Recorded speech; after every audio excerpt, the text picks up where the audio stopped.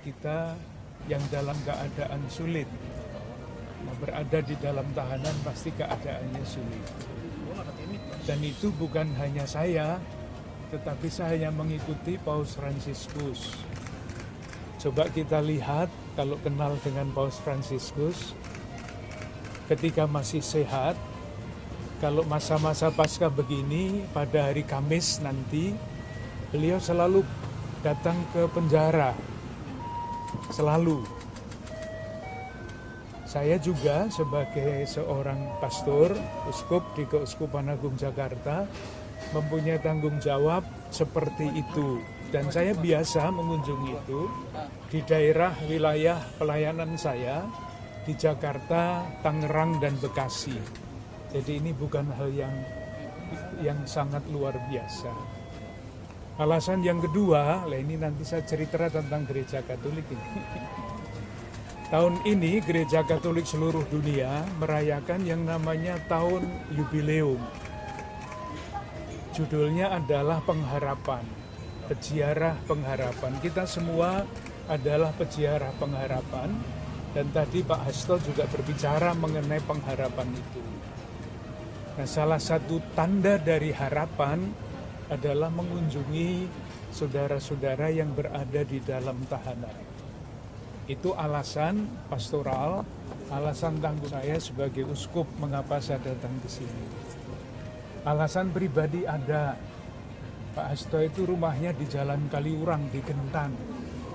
Di depan rumahnya, di sebelah rumahnya itu ada lapangan sepak bola. Saya dulu tinggal di sana itu 16 tahun. Lebih 23 tahun tambah 7 malahan.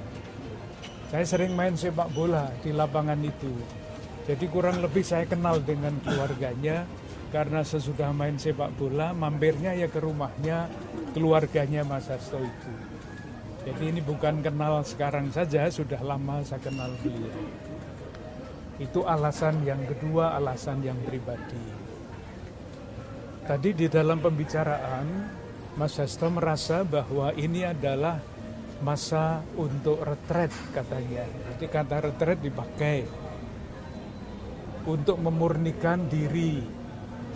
Maka acaranya harian adalah pagi bangun, berdoa, doa-doa yang tidak sempat diucapkan pada waktu beliau masih aktif, itu sekarang ada kesempatannya untuk mendoakannya secara lengkap.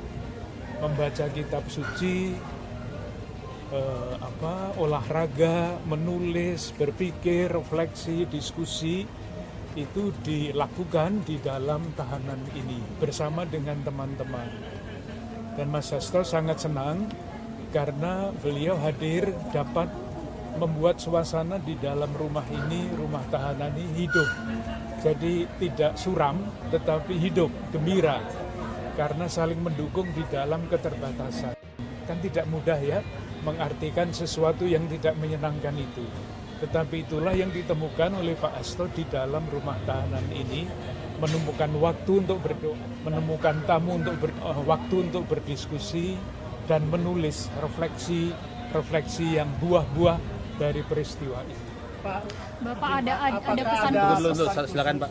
Ya, apakah ada pesan khusus atau ayat-ayat renungan yang disampaikan kepada Mas Hasto di dalam sebagai yang tadi dibilang penguatan atau penghibur atau apa? Salah satu yang boleh dikatakan ekstrim adalah menjalankan puasa 3 hari 3 malam, tidak makan dan tidak minum. Itu sesuai dengan salah satu tokoh di dalam kitab suci yang namanya Esther. Heran kan, 3 hari 3 malam. Saya itu tidak makan setengah hari saja pusing. Itu satu. Yang kedua adalah doa. Tadi yang kami diskusikan adalah salah satu doa yang diceritakan di dalam Kisah Para Rasul. Jadi doanya itu disampaikan oleh jemaat yang sedang berada di dalam keadaan sulit.